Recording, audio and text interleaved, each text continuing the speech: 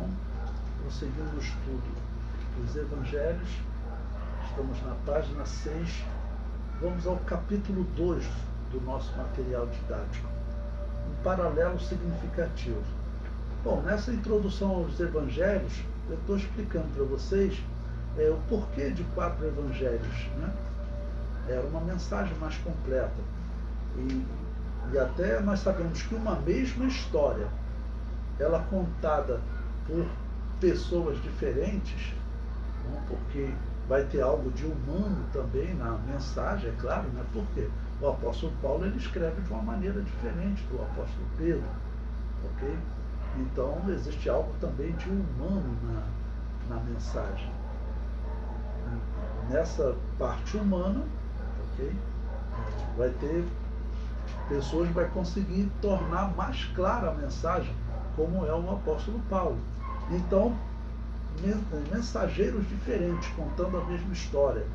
Então, isso torna o evangelho ainda mais rico. Bom, esse paralelo significativo que eu coloquei aí, é algo que é feito normalmente pelos intérpretes. E dá para nós percebermos que o evangelho realmente ele traz essa mensagem. Bom, eu coloquei aí o texto de Ezequiel, capítulo 1, versículos 5 a 11, e capítulo 10, versículo 19 a 22. E também Apocalipse, capítulo 4. Eu não vou ler todo o texto de Ezequiel, vou deixar para vocês lerem, mas eu vou ler o texto de Apocalipse, capítulo 4. Então, se puder, abra a sua Bíblia em Apocalipse, capítulo 4. Eu vou ler a partir do versículo 6, vou ler até o versículo 8. Ok?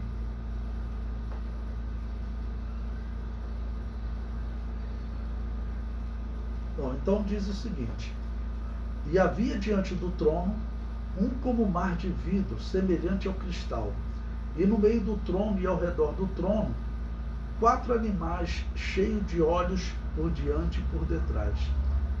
E o primeiro animal era semelhante a um leão, então guarde essa ordem, né? O primeiro animal é um leão. E o segundo animal era semelhante a um bezerro. O terceiro animal, o rosto como de homem. E o quarto animal era semelhante a uma águia voando. Você vê esses 4 animais lá na visão de Ezequiel também, ok? E o versículo 8, para completar, diz: E os 4 animais tinham cada um respectivamente 6 asas, e ao redor e por dentro estavam cheios de olhos, e não descansavam nem de dia nem de noite, dizendo: Santo, Santo, Santo é o Senhor Deus, o Todo-Poderoso, que era e que é e que há de vir. Ok? Pois bem, então, a simbologia desses 4 animais, como aparece ali na ordem, né? Ok? Primeiro, o leão. Então, a comparação que vai ser feita, que nós vamos ler agora, é que é uma simbologia ligada ao Evangelho de Mateus. Porque o Evangelho de Mateus, ele inicia, por exemplo, contando uma genealogia. Nós vamos ver isso em detalhes mais à frente. E ele conta uma genealogia diferente, tá bom?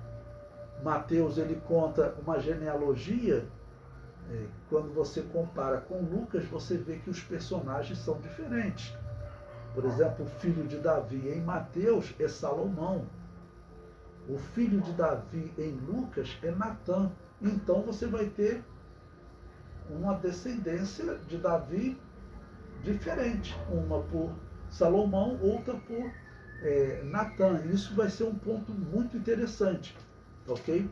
E por que Mateus escreveu? Como eu falei para vocês, dentro da humanidade nós temos características, né?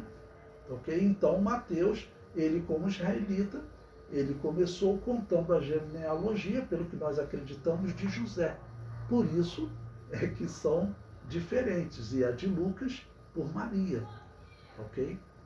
Então, Mateus dá essa ênfase a José e a genealogia de Salomão, pensando em Jesus como rei. Por isso, a simbologia do leão. Porque para o mundo antigo e até hoje, né? O leão ele é tratado como o rei da selva, o rei dos animais. Então, a finalidade era então usar a simbologia do rei, porque ele estava escrevendo para os judeus. E os judeus, eles tinham essa esperança do Messias. E claro, as décadas que se seguiram à morte de Jesus, o desafio deles era convencer os israelitas de que Jesus era o Messias. Porque alguns creram, mas pelo que nós vemos, a maioria não. Foi um grupo pequeno que creu. E eles trabalhando para convencer os outros. Atos capítulo 13 relata que Paulo estava, em Antioquia, exatamente em debates. E quais eram esses debates? Era reestudar a questão do Antigo Testamento. Tá bom? Bom, então, ele assume essa posição de apresentar Jesus como rei. Até uma característica importante do Evangelho de Mateus para vocês. Por que o Evangelho de Mateus ele foi colocado como número 1, o primeiro livro do Novo Testamento, se ele não foi o primeiro a ser escrito? É que o Evangelho de Mateus ele vai assumir uma posição especial na igreja, porque os primeiros cristãos, todos eles eram israelitas, judeus, e depois vai crescendo entre os gentios. Mas por várias décadas o cristianismo era dominado por judeus. Tá bom? E pela mensagem de Mateus ser direcionada ao Messias como rei, segundo a história, seria a razão para os primeiros cristãos colocarem sempre o Evangelho de Mateus como o primeiro livro do cânon. Tá bom? Bom, o segundo animal, ele apresentou ali como um bezerro.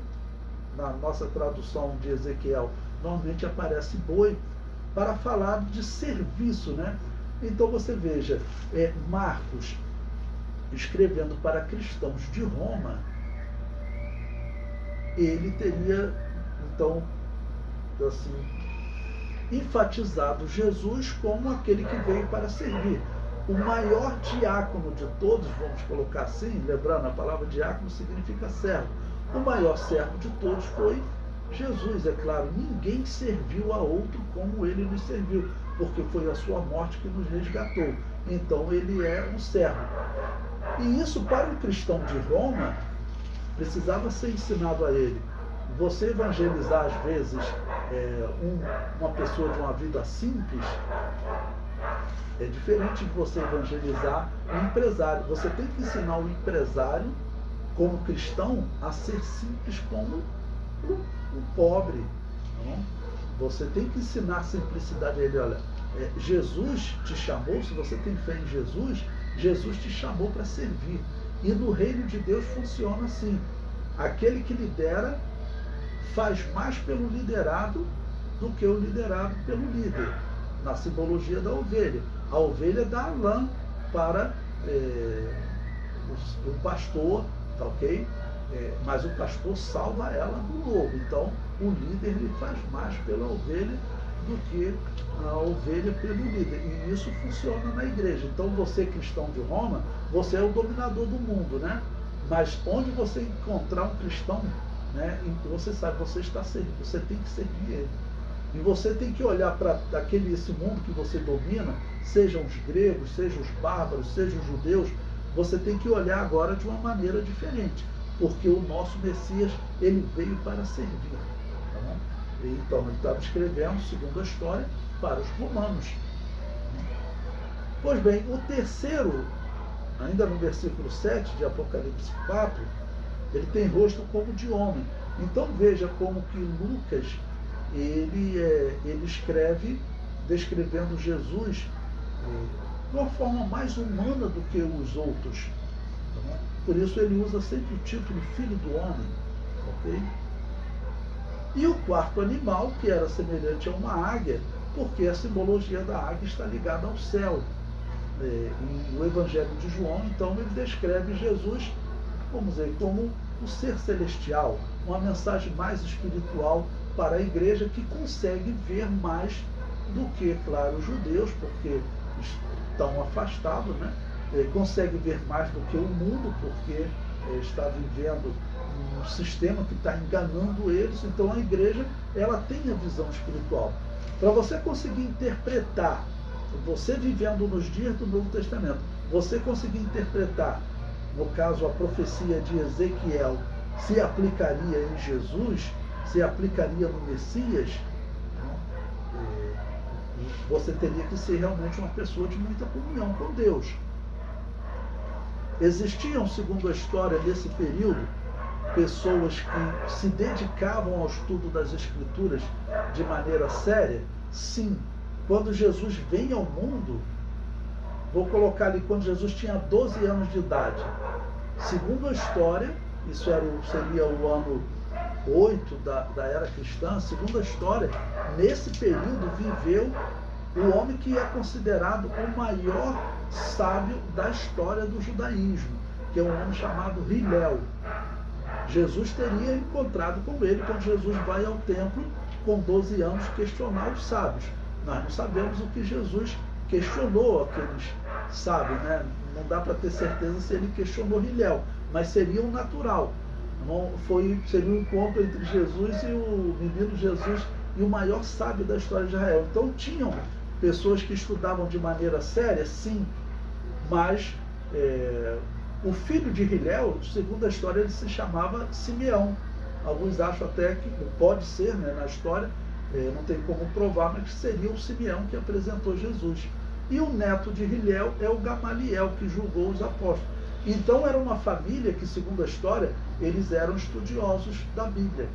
Então, mas você, para interpretar uma questão dessa, e até para você falar nos dias do Novo Testamento, porque se falasse em Messias e rei, Herodes e depois os seus filhos seguiram a mesma política e mandavam matar.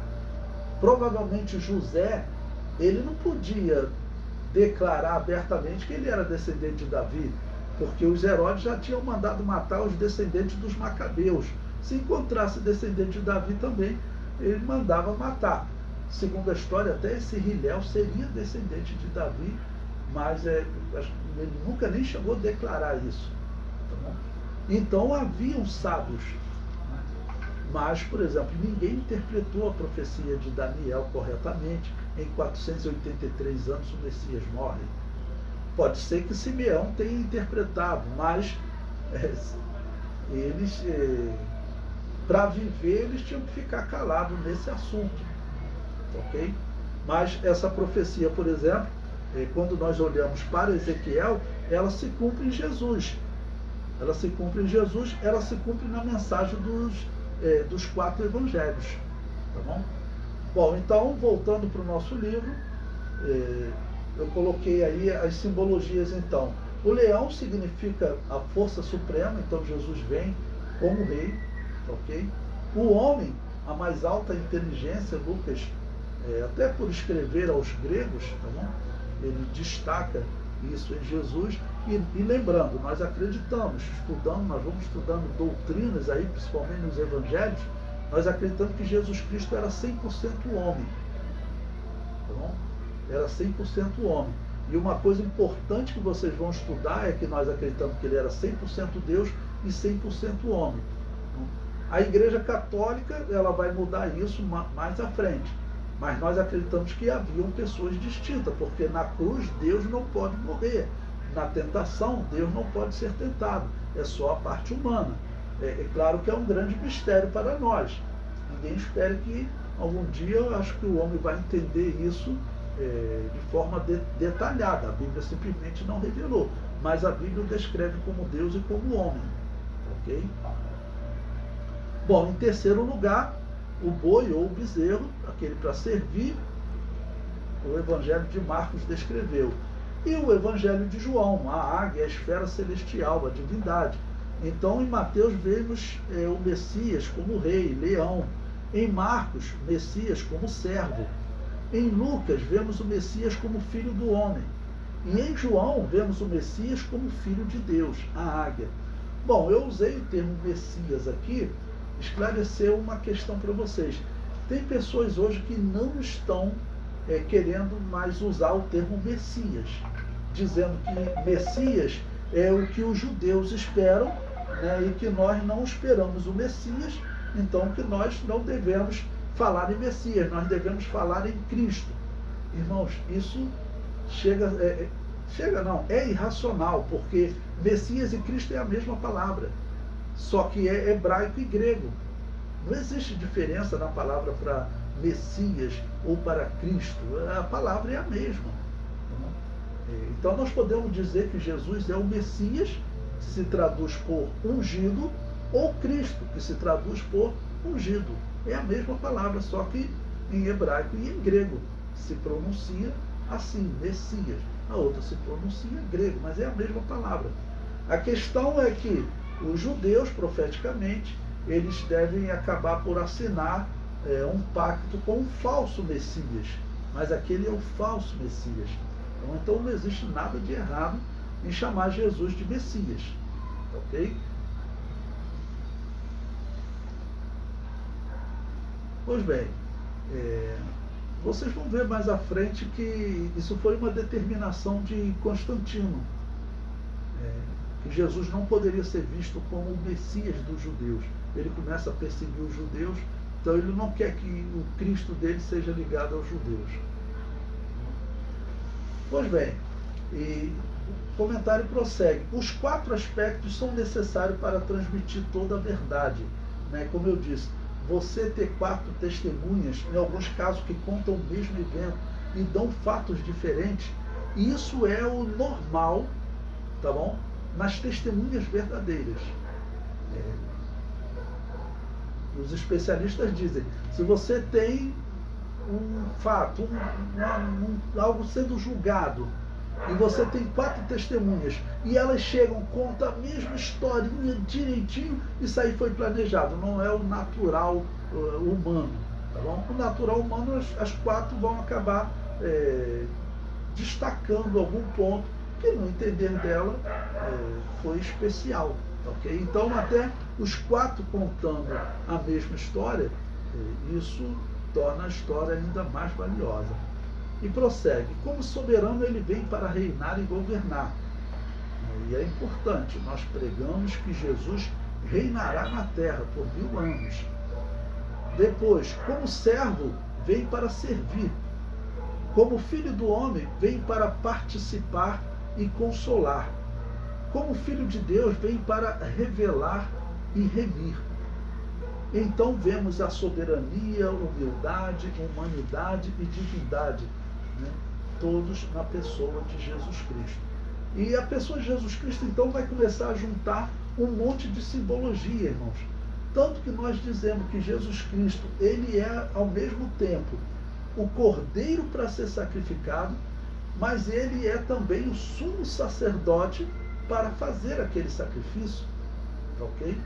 Então, Jesus vai assumindo uma série de simbologias, mostrando, claro, a grandeza do seu ministério e da sua obra.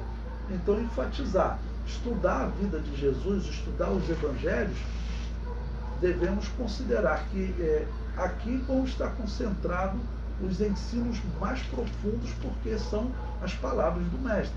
O apóstolo Paulo vai estender, vai interpretar as palavras de Jesus e vai organizar doutrinariamente os evangelhos.